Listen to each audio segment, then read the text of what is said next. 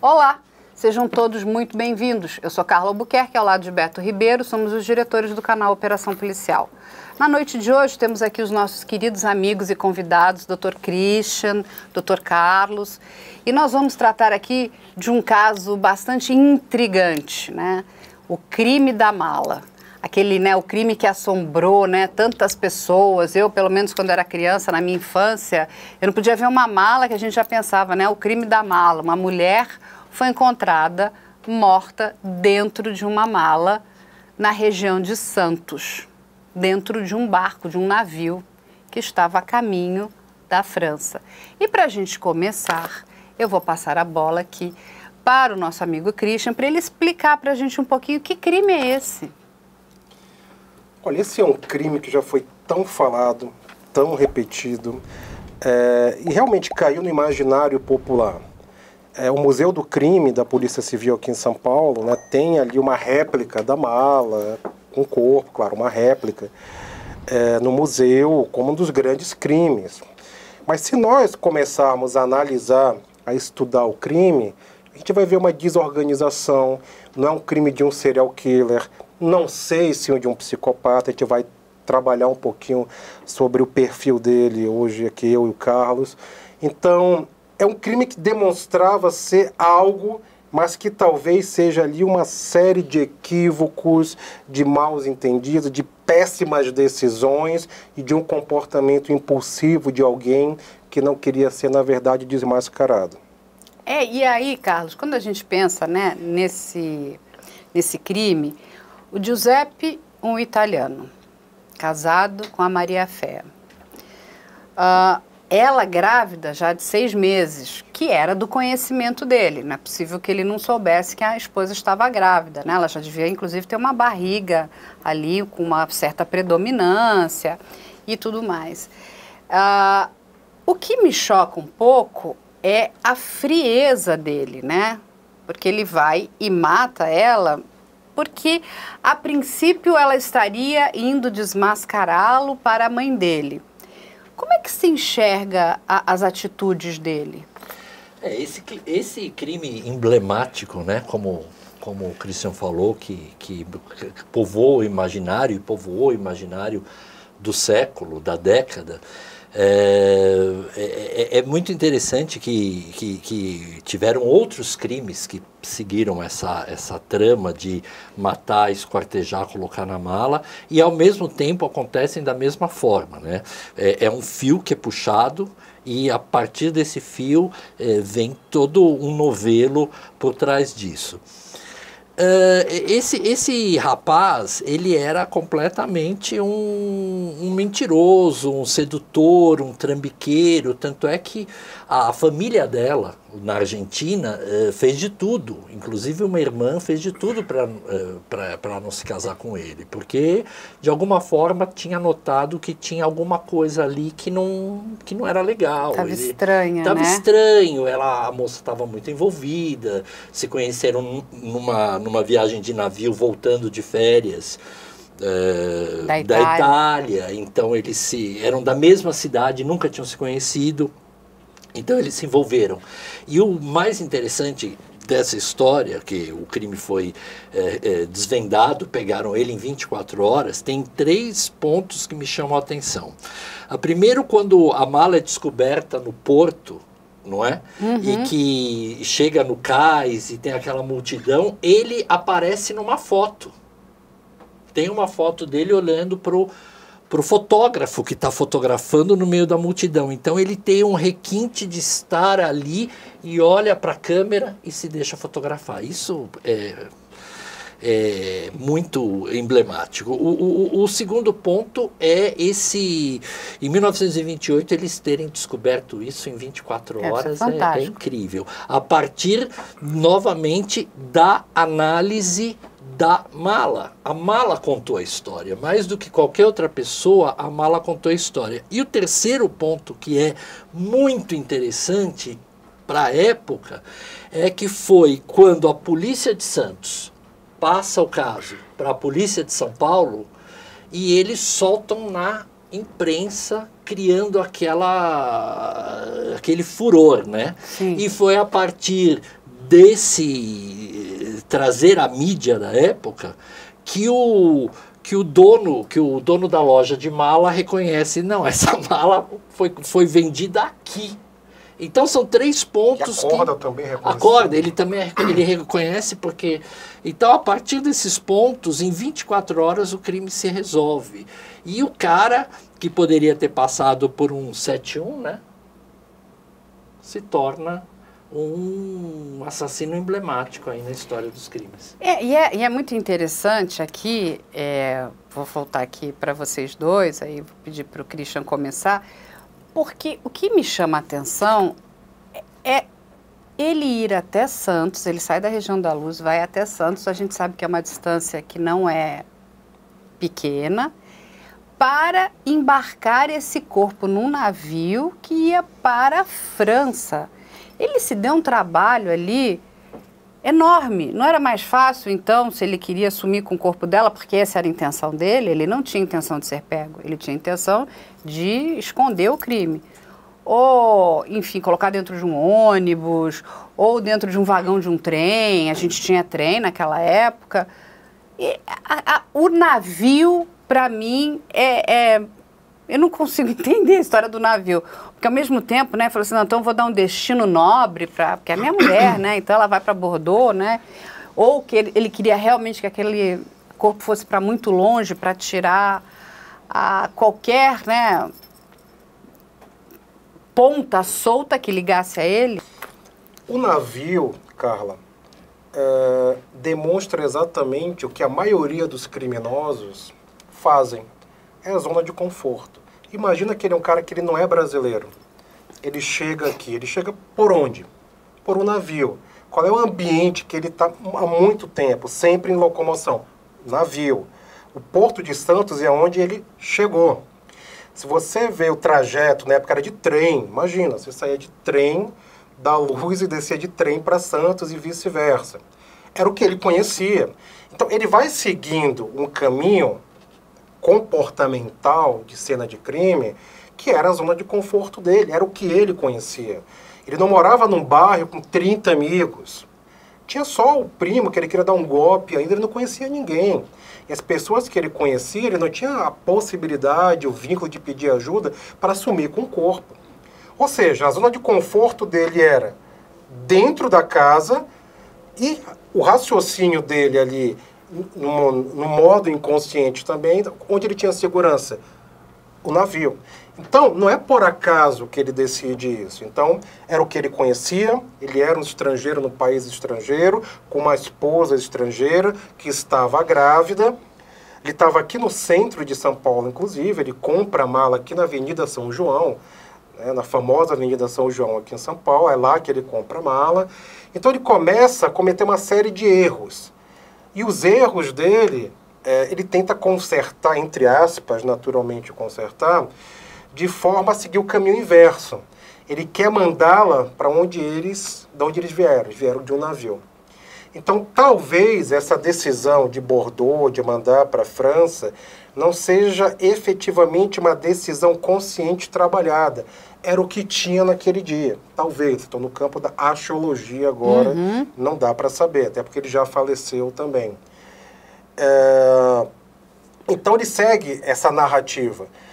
O corpo fica 2, 3 dias, como você bem falou, ele sufoca ela no momento de desespero, porque, olha só, o desespero dele, Carlos, ele estava com medo da mãe descobrir. Então, olha a fragilidade estrutural dele, que ele não queria que a mãe soubesse. Era uma carta endereçada à mãe dele. Não era tão grave. A mãe ia dar uma bronca, ia mandar uma outra carta, não faça isso. Ele não queria ser descoberto. Não era pela polícia, era pela mãe. Então você já demonstra uma maturidade estrutural dele, extremamente imaturo. É um cara, como o Carlos falou, que vive de golpe. Ele era um 7-1. Ele era um bandido comum, ele estava tentando dar golpes, sobreviver, não conseguia. Encontrou uma jovem que acreditou, como o Carlos também falou, na boa lábia, na boa articulação, no charme superficial dele. Começam a viver juntos com muita dificuldade e ele começa a fazer pequenos trambiques.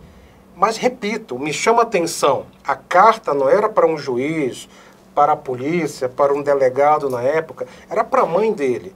Ele acha insuportável aquilo, ele tem ali uma cisão, me parece até um quadro dissociativo ali, perde completamente o controle e a mata.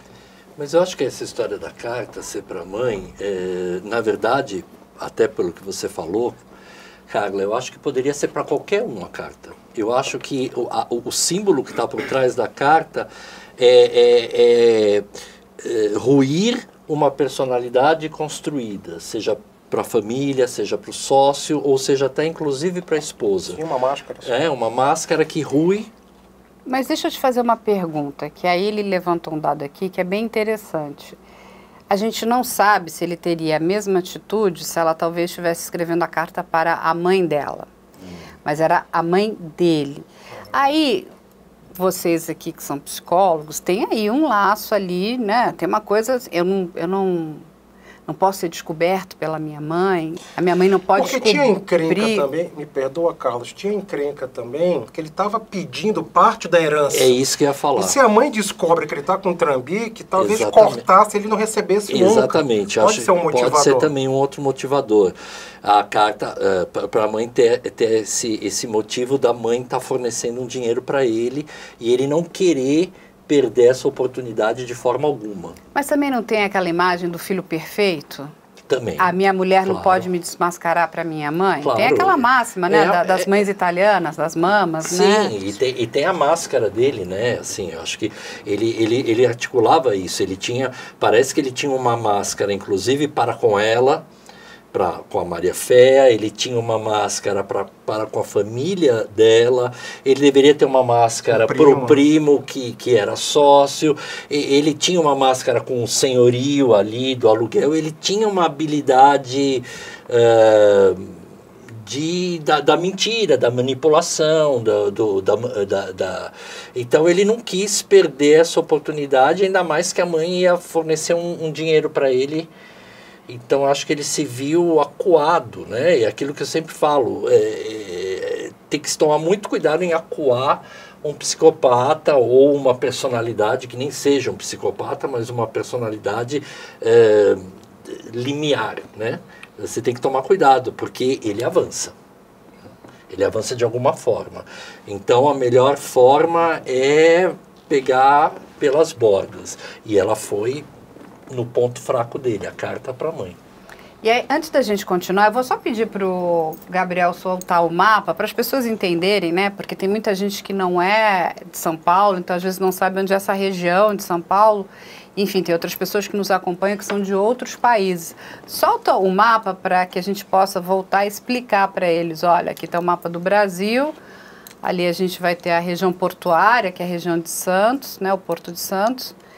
E para onde a mala iria, que é ali na França, em Bordeaux. Então, ou seja, realmente se a mala chegasse lá, dificilmente esse crime seria desvendado, né? Ou demoraria muito tempo, né? Porque só uma viagem dessa de navio demorava... uns 3 meses, por aí. Bastante tempo, né? Eram outros tempos. Mas eu quero voltar de novo nessa figura da mãe dele, porque eu acho que essa figura é muito interessante. Porque olha só, o primo oferece para ele um negócio. E o que a gente aqui pesquisou e levantou, o negócio do primo estava prosperando, né? Como aqueles negócios que os italianos, né, trouxeram aqui pra gente, ele fazia linguiça, tinha vinhos. Ele falou, olha, vem ser meu sócio. Mas para você entrar na sociedade, você vai ter que entrar com algum capital. Na cabeça dele, ele tinha esse capital, que era de direito dele pela morte do pai dele, então ele teria direito à herança. Agora, e para mim existe ali uma questão de dominação dessa mãe, porque quando a mãe diz não vou lhe dar a sua parte, na qual ele teria direito, né, na verdade ele não estava pedindo nada demais, eu não estou pedindo nada, me dá um dinheiro que eu não tenho de direito, é um dinheiro que eu tenho direito. para fazer um negócio que, a princípio, não era um mau negócio. Esses negócios prosperaram aqui no Brasil, né? Os italianos trouxeram aqui para a gente uma grande cultura, né, que veio lá da Itália, principalmente nessa área alimentícia, e aí depois a gente vai descobrir grandes marcas aí que foram fundadas pelos italianos. E a mãe não dá esse dinheiro. Ele se revolta, ele mente para o primo, a mulher vê aquilo.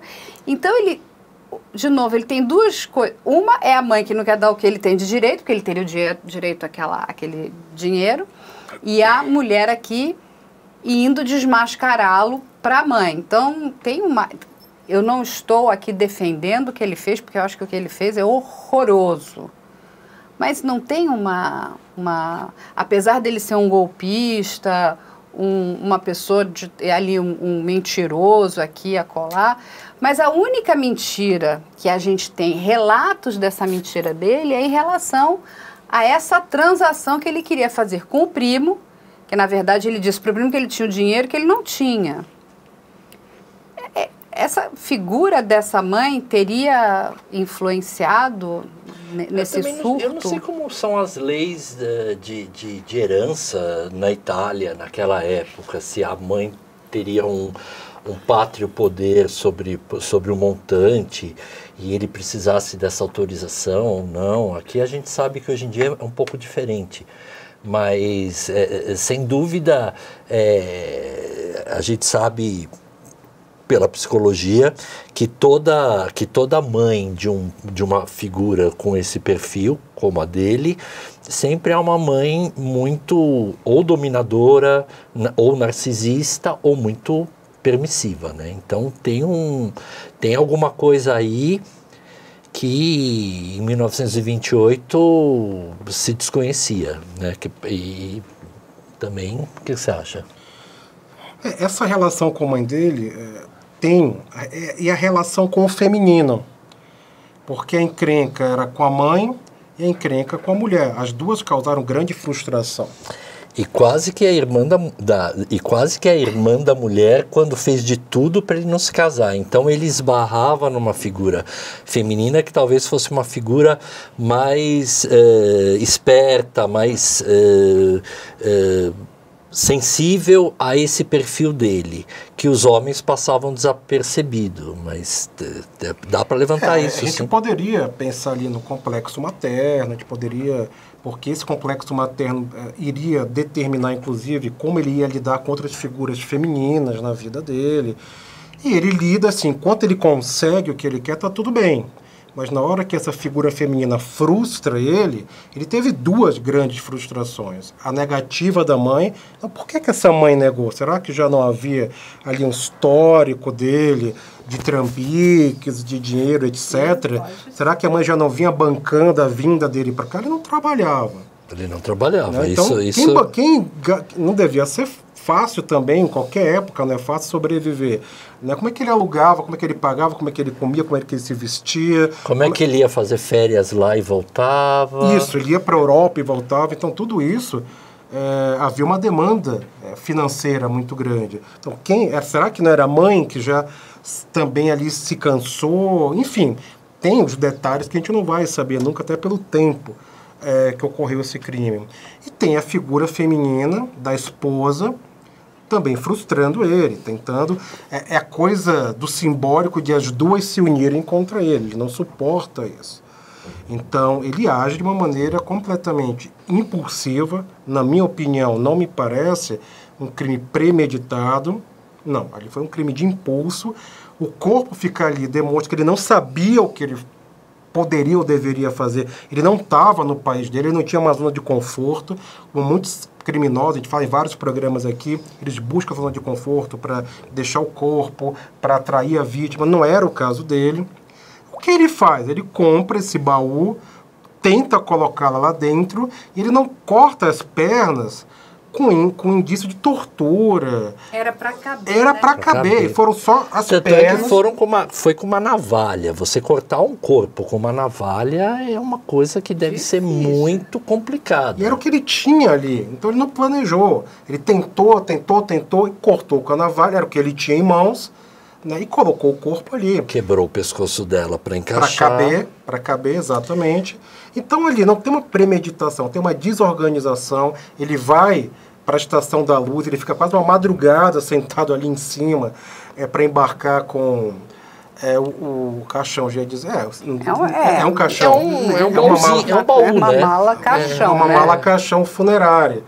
E ele espera muito tempo, ele chama a atenção, inclusive, de funcionários ali da Luz.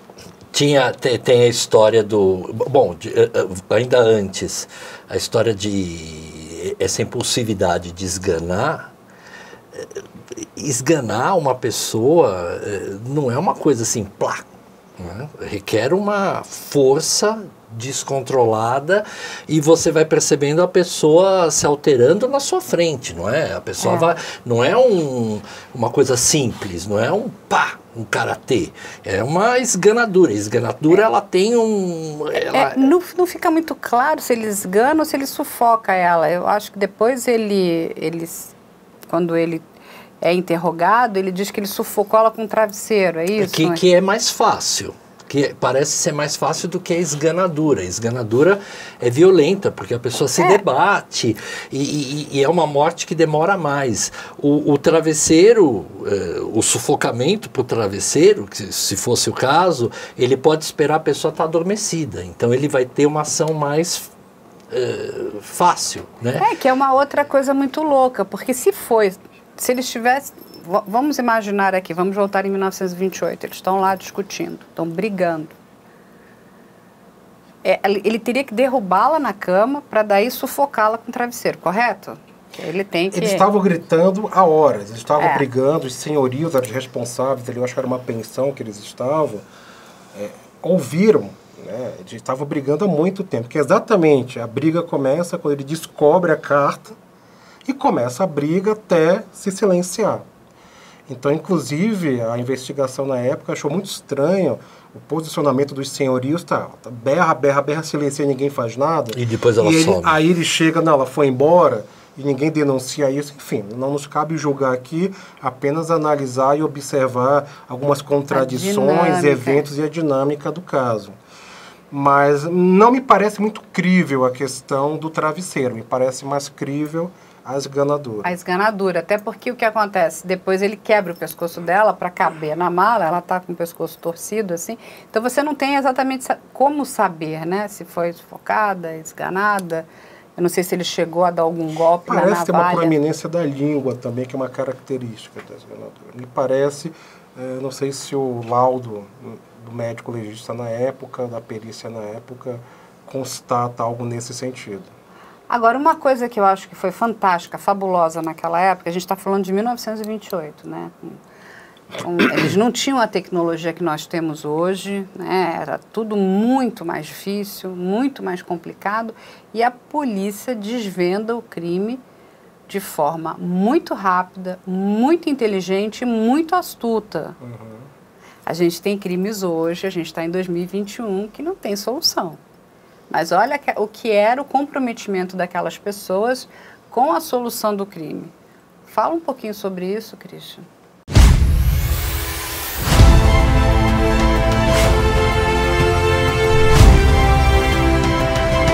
Foi de cima da ponte?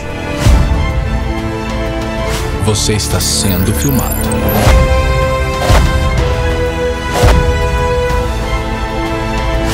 Você vê que ele desseca só metade. Isso é coisa do Champinha. Era temido. Olha lá, foi. Levanta a mão. Pulo, só até ela mata ali, cara. Viado, pela...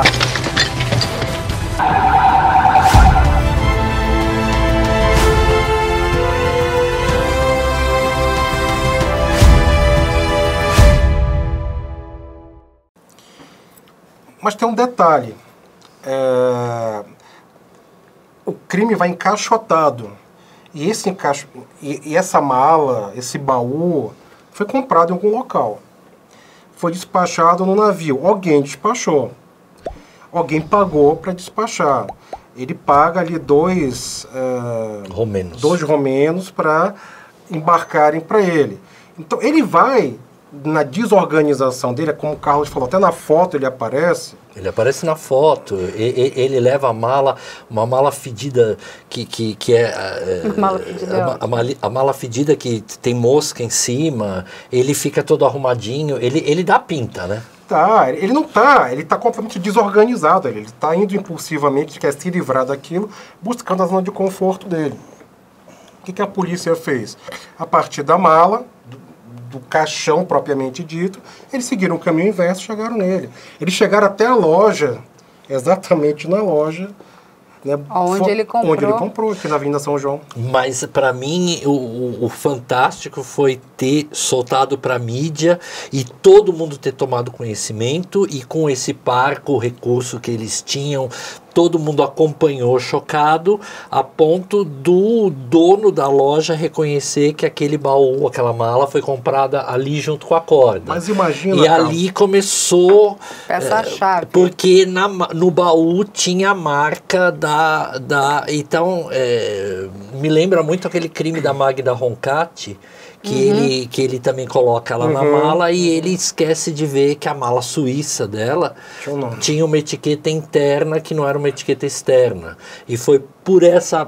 E isso me lembrou muito esse indício, porque foi a partir da marca da loja que estava dentro da mala do produto que eles foram até lá, e o cara falou, não, de fato, tem uma foto dessas aqui que aparece ele olhando por aqui, muito, imaginando que eles montavam.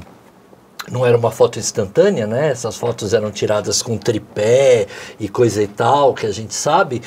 Ele ficou... Tinha que se preparar. Ele ficou ali. Ele ficou vendo o que ia acontecer ali. Quando ele percebeu que a coisa... né? Ele ainda saiu na foto, ele se picou. E ele tentou a fuga. E ele já tinha fugido da casa que eles moravam. Ele já estava numa outra pensão, e chegaram através da outra pensão, através desse caminho de volta da mala, do endereço, foram na pensão que ele tinha se hospedado para conseguir despachar a mala, e na pensão ele tinha dado o nome verdadeiro dele, porque até então ele estava trabalhando com nome falso, não é? E aí mostra bem isso, né? No momento ele vacilou e deu o nome verdadeiro. A partir do nome verdadeiro... Aí ele se entrega, né? Não, mas o que eu ia complementar... Desculpa. Até te atrapalhei, meu amigo, me perdoe. Desculpa eu. Imagina 1928, 10 anos após o fim da Primeira Guerra Mundial. Tanto que muitos italianos estão vindo, né, para o Brasil. É um momento que pós-crise mundial econômica. Então, uma notícia dessa, obviamente, foi o assunto do momento. Tanto que isso se multiplicou até hoje. A gente está em 2021. A gente está em 2021 falando desse crime que aconteceu lá em 1928. Então, tamanha foi a... Imagina assim, a gente conversando aqui, nós três, eu imagino naquela época, exatamente nesse bairro que a gente está, as pessoas falando sobre esse crime, nossa, mas cada um trazendo uma informação nova. Nossa, mas ela foi esquartejada, nossa, era uma italiana, nossa, o marido era italiano. Imagina assim, as informações, né, daquela que a gente brinca de rádio fofoca, o que não se deve ter falado na época. E as histórias vão se repetindo, e o Carlos lembrou muito bem do caso da Magda, né?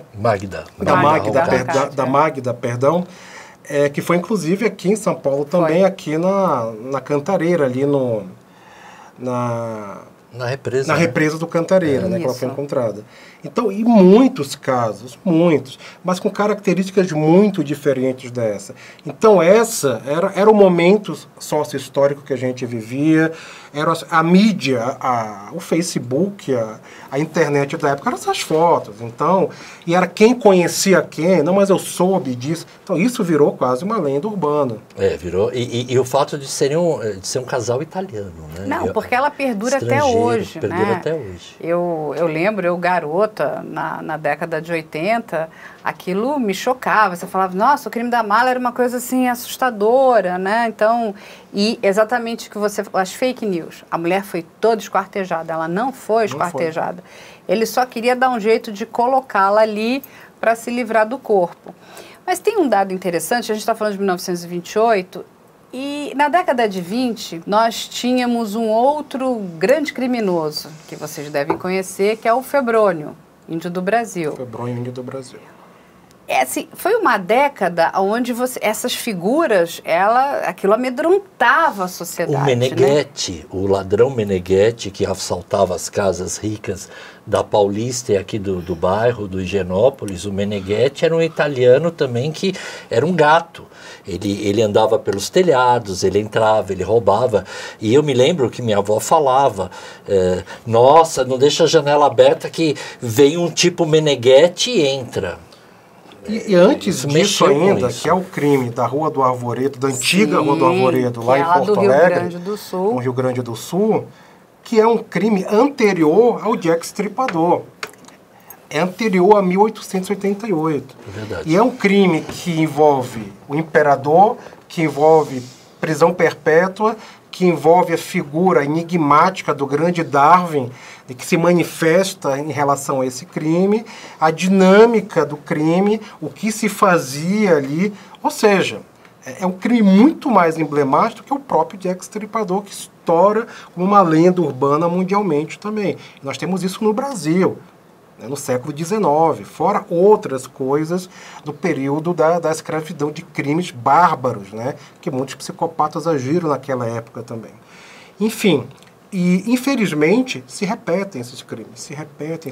Sim, mas o que eu quero dizer assim, aquele momento ali, quando a gente pensa, né, no crime da mala que chocou a sociedade paulista, né, e o Brasil inteiro, e acho que esse crime, inclusive, ele viajou para fora do Brasil, as notícias chegaram em outros países, é uma coisa que criou um grande pânico.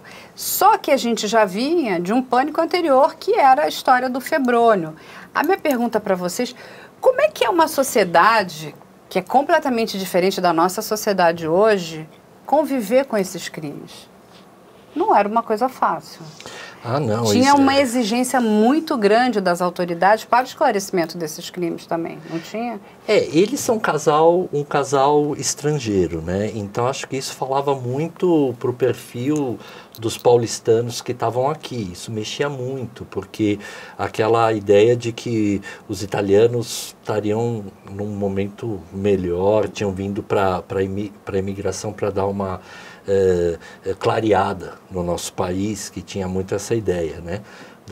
Das correntes imigratórias. Então eu acho que isso chocava também muito, porque eram pessoas que estavam... Você não esperava que essas pessoas fossem fazer isso. E isso pelo que eu me lembro da minha avó falando, era uma coisa que as pessoas ficavam com medo, porque isso poderia acontecer em qualquer... os crimes deixaram de ser focados em classe social, em periferia, e ele passa a ser é o primeiro crime que passa a ser dentro da classe média, né? Não, porque o crime da mala, nitidamente você vê que não são pessoas humildes, né?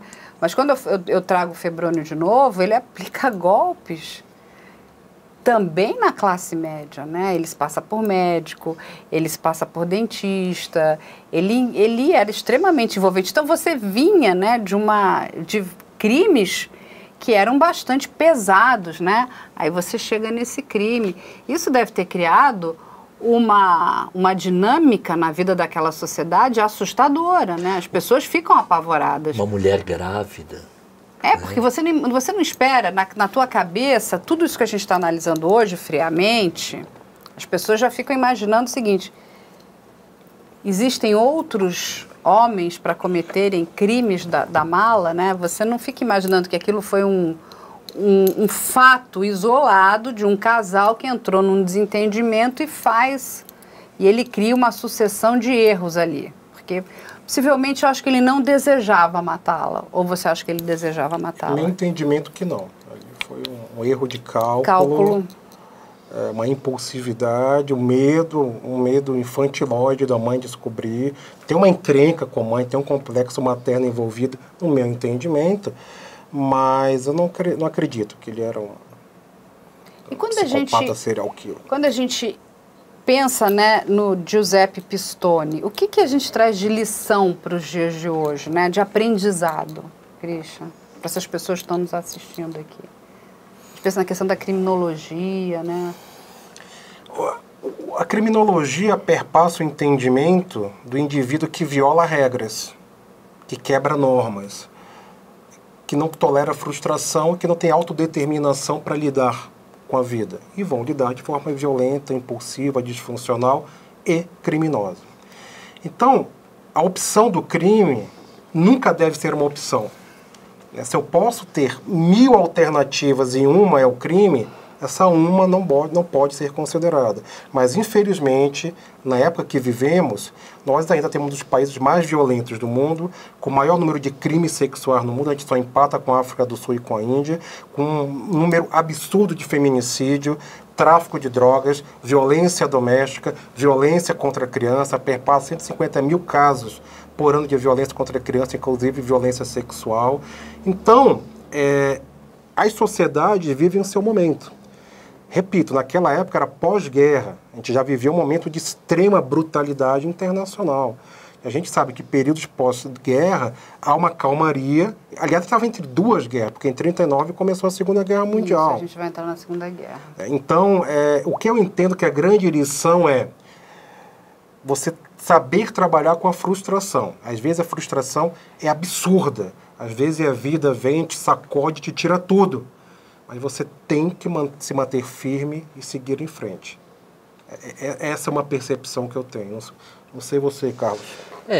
Eu acho que é por aí mesmo. Eu acho que é o que o Christian falou. E eu digo até mais. Eu acho que é um processo de crescimento de pensamento, de crescimento de consciência, saber lidar com a frustração e uma conversa que o indivíduo, né, e que todo mundo pode ter consigo próprio, de perceber como, enquanto adultos, ainda repetem comportamentos de birra, comportamentos de gratificação primária, em várias questões, Carla. Assim, você percebe isso no consultório com pessoas que vêm com compulsão alimentar, compulsão sexual, compulsão à compra, compulsão à mentira. Então, vale a pena abrir esse espaço, que eu sempre faço com os pacientes, de converse com você. Veja se a tua birra não é um pensamento muito primário, muito infantil, se não está na hora de você ampliar, de você enriquecer essa compreensão da frustração antes de enveredar pelo caminho da delinquência, porque a gente está falando de crime aqui, a gente sempre imagina morte, assassinato, coisa e tal, mas você tem os outros crimes, né? O crime do roubo, os crimes de delinquência, pessoas que furtam coisas na casa dos outros, em loja, porque não conseguem lidar com o aspecto de querer ter e não poder. Então, converse com você. Tem outros crimes, você tem o crime de racismo, sim, né? amplia a consciência, ninguém, né? Exatamente, você não precisa fazer injúria, tudo mais. Converse com você, faça o teu lado saudável da consciência, conversar com o lado ruim, porque é possível criar esse diálogo. E você descobre isso. Olha, essa semana teve um caso horrível, a gente está sempre deparando com casos horríveis, né? E sempre por uma questão de não lidar com a frustração. Então, eu acho que a frustração... E também pro lado dos pais, trabalhem isso nos seus filhos, segurem a gratificação imediata, façam com que eles criem um pensamento secundário, adulto, maduro, de uma forma menos traumática para essas crianças, para esses jovens. Porque quando a gente vê o caso do Giuseppe Pistone, da Maria Fé, que a gente vê, ele se torna um criminoso, né? Ele não era um profissional do crime, exatamente, né? Aí eu vou buscar de novo, da mesma época, ali o Febrônio, não, aquele era um profissional do crime, né? Ele sentia prazer no que ele fazia e ele não sentia culpa em nenhum momento, né? Pelos relatos que ele coloca ali na época. Já esse, nitidamente, eu concordo com o Christian também, com você, que era um crime que poderia ter sido evitado. Ele não desejava aquilo, né? Até porque a mulher estava grávida, imagina, viria um filho, uma filha ali. E ele acaba se tornando um criminoso. Tanto que quando ele sai da penitenciária, ele não comete mais nenhum crime, né? Ele se casa, ele vai morar no interior, ali em Taubaté, ele se torna um zelador e depois acho que ele morre na década de 60, se não me engano. Mas ele não comete outros crimes, ele não comete diferente de um profissional aí do crime, que ele é preso, ele é solto, volta a matar, volta a roubar, volta a fazer o tipo enfim, de contravenção. É o que na minha tabela eu chamo de imaturidade criminal. Você vê ele imaturo, ele comete um crime, não comete mais, e o febrônio, com maturidade criminal, se transforma num profissional do crime. Então, são graus de maturidade criminal diferentes. Sim, ideias obsessivas muito diferentes, né? Sim. A ideia obsessiva de um criminoso profissional é o crime. Esse foi um fato e pelo que parece, ele amava essa mulher, né? Ele ficou desesperado com a possibilidade de tudo ruir. E aí tem um outro dado que é muito interessante. Quando ela é enterrada, o túmulo dela vira um local de procissão. Praticamente ela é beatificada, né? É estranho eu acho um pouco estranho esse comportamento do ser humano, né? Que a pessoa morre e aí dali já vira uma divindade, né? Ela é meio beatificada. Olha, você vê isso muito em qualquer cemitério que a gente vai, a gente encontra uma criança que morreu e faz milagre. Você fala aqui no cemitério da Consolação, a Marquesa de Santos é milagrosa. Uhum. Né? Então, é um comportamento que é muito comum, até pelo próprio, essa ideia de santidade, de beatificação da pessoa, pela própria forma com que ela morre. Parece que a maneira com que ela morre, ela beatifica, ela eleva a pessoa. Você tem aquele cemitério que tem aqueles corpos que foram achados no incêndio do Joelma, as 13 almas, que se tornaram também, nunca foram reconhecidas e se tornaram também milagrosas. As pessoas jogam água no túmulo, botam flor, ouvem vozes. Então, acho que a forma com que a pessoa morre causa muito esse reflexo de beatitude dela. É estranho, né? Se a gente parar para pensar, vamos pegar aí a Lady Di aí, que todos conhecem, né? Ela é praticamente foi santificada, né? Maradona agora. Maradona agora, um ano, parece que é hoje, né? Ontem está fazendo um ano e ele já virou santificado. Então você tem figuras beneméritas que se tornaram meio santos. Eu acho, no mínimo, curioso esse comportamento humano, né? De você... Porque essa pessoa morreu de forma horrorosa, né? Como ela foi encontrada e tudo mais. Mas o comportamento... Agora eu vou beatificar e aí o túmulo dela vira um local de peregrinação, de romaria. Eu acho que cartas vão para o Vaticano, temos que beatificar Maria Féa. O estilo da morte, porque a gente tem na civilização cristã, a gente tem muito aquela ideia de que o santo sofre, né? O santo sofre, os mártires, eles têm que sofrer para atingir. Então, existe ela é bonita, veja, ela é uma mulher bonita, uma mulher que foi martirizada pelo marido de uma forma brutal. Então, ela cria uma aura... Imagina o que saiu de conversa na época. Nossa. Inclusive... Imagina você naquela época, Christian. Com essa tua experiência em 1928. Como você estaria estudando esse caso? Boa pergunta. Você vê que não tinha nem luminol, né? E o cara bateu o olho na mas a criminologia nessa época, ela já tinha sementes plantadas, foram plantadas na Itália, nos Estados Unidos também já começava um raciocínio criminal. No próprio Brasil já tinham pessoas pensando a criminologia naquela época. Eu faria a mesma coisa, pegaria a zona de conforto. Os casos que eu atuo, eu vejo onde que é a zona de conforto, onde é a motivação, onde é o modus operandi e começo a trabalhar dali.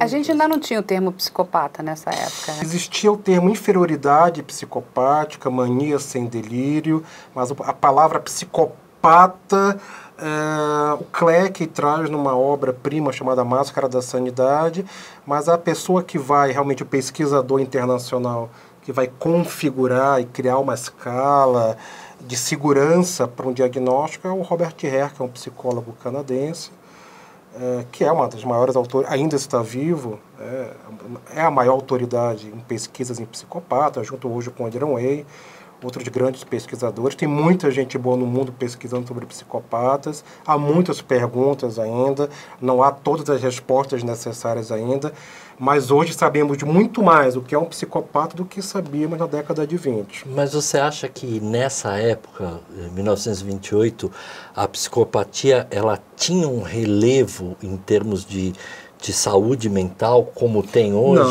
Não, né? Ali tinha uma associação muito ampla com a doença mental, né? Então a gente tem a grande obra do Krafft Ebing, inclusive foi o cara que influenciou o Jung a ir para a psiquiatria e falava já de comportamentos sexuais extremos, sádicos, né? Então Krafft Ebing trabalha, antes do Freud pensar nisso, ele já trabalhava.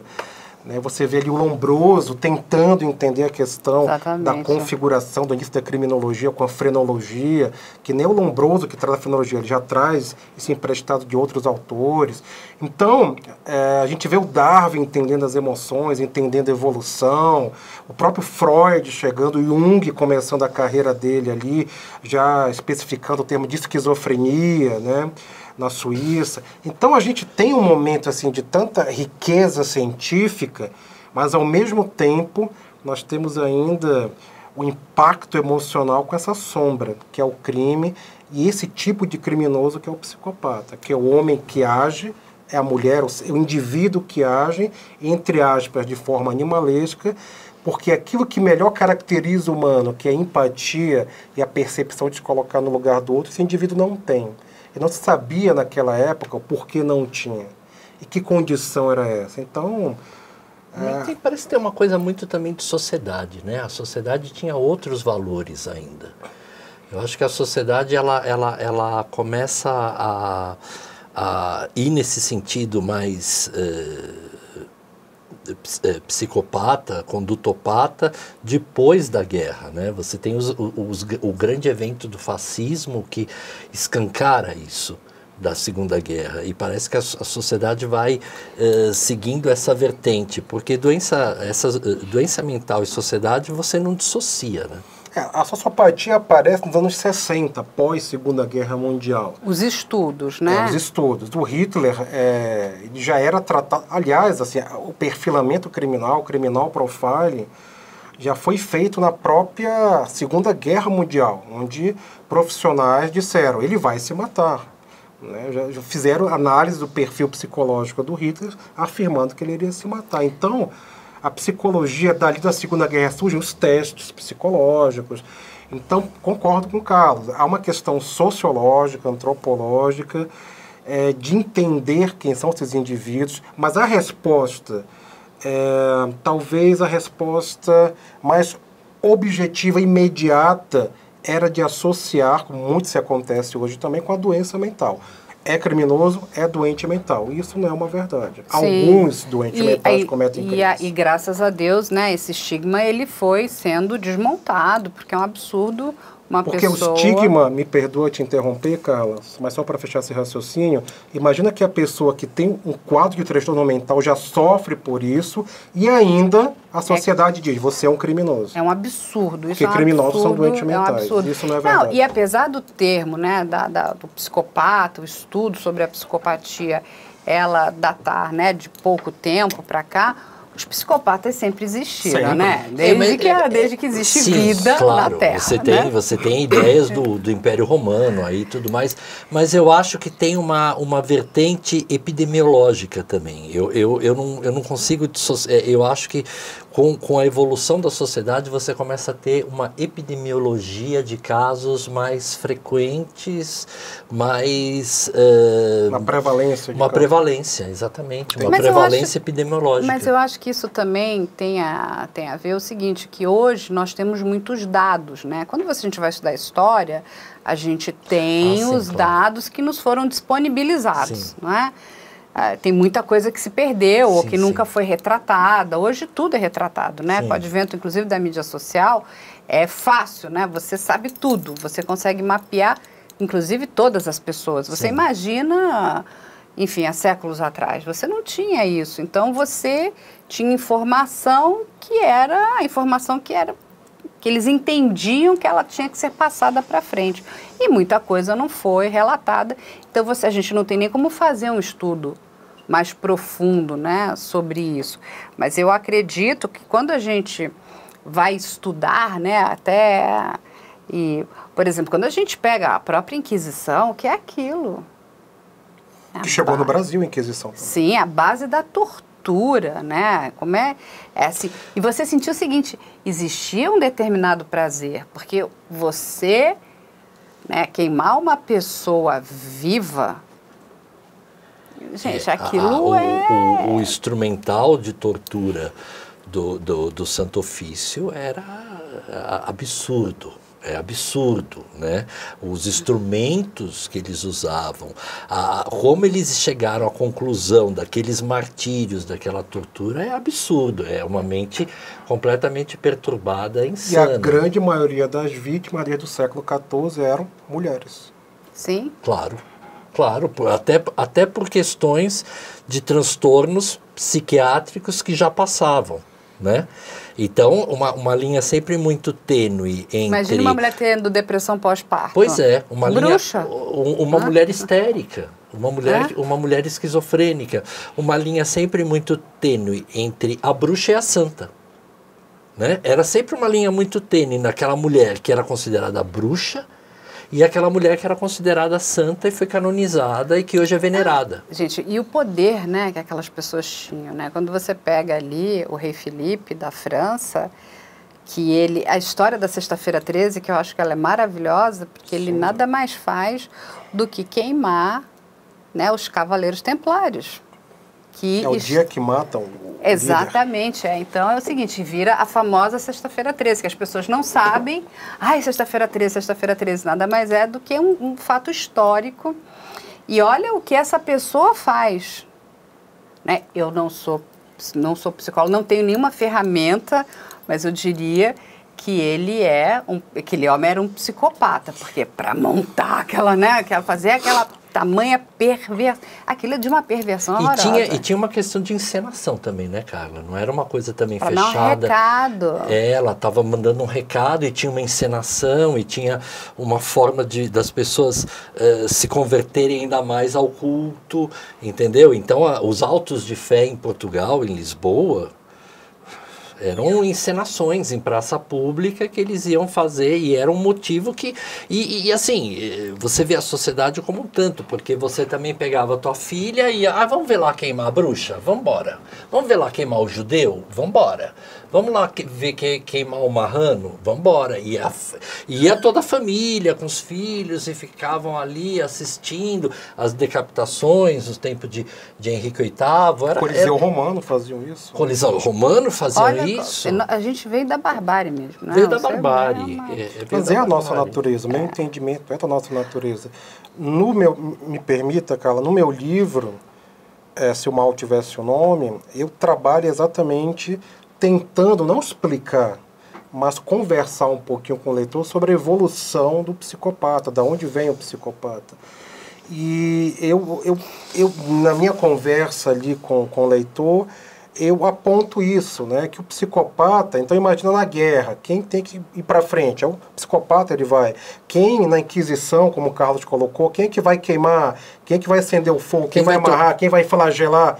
O psicopata ele estava ali presente, né? Ele já fazia parte da sociedade e esse papel, ele teve um papel social, o psicopata. Sim, ele tinha e tem. O decapitador, né? O carrasco.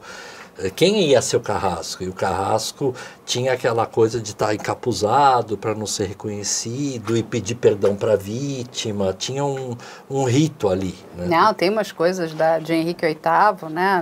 Na época, exatamente, nas decapitações. O carrasco dele, se não gostasse da pessoa, não deixava nem a lâmina afiada. Ou seja... Para judiar, ou seja, porque uma lâmina afiada, você pá... decapita, acabou, né? A outra não, vai uma vez não corta, não... Você imagina a tortura que não é aquilo. Bom, mas fica um convite, a gente podia ir fazer um programa para a gente estudar, né? Essas mentes, é maravilhoso. A barbárie da história. Porque o que acontece? Quando a gente estuda isso um pouco, a gente vai entender muitas coisas que acontecem nos dias de hoje, comportamentos que acontecem, né? E, de novo, como vocês já muito bem explicaram aqui para todos nós, nem todo psicopata é um criminoso. Não. Mas temos que tomar muito cuidado com os psicopatas, porque se a gente entrar, né, na linha de frente de não sabe o que pode sobrar para a gente. Não estou chegando na questão do assassino, né? Mas... que você pode sair dali, né, bastante machucado ou machucada é uma realidade, não é isso? Sim, exato. É possível. Bom, gente, aqui hoje nós falamos um pouco sobre o crime da mala, né? Conversamos, eles explicaram aqui pra gente, né, um pouquinho, né, da história do Giuseppe, né, o que levou, né, essa pessoa a cometer esse crime, concordo com eles, com os dois aqui, que foi um crime bastante desorganizado, talvez impensado, e acho que ele não gostaria de ter feito o que fez. Se tornou um criminoso, a esposa dele veio a falecer junto com a filhinha, né? Na verdade, ele matou duas. Duplo homicídio. Ele morreu aí na faixa dos seus 60 anos, na região de Taubaté, no interior de São Paulo. Cumpriu lá a pena que ele deveria ter cumprido e depois ficou em liberdade e se casou. A gente vai terminar aqui, mas antes de mais nada, eu queria que vocês deixassem aqui as mídias sociais do Carlos e do Christian. Tem o livro do Christian também, olha aqui. Entre em contato com eles, eles dão cursos. O Carlos, ele atende também.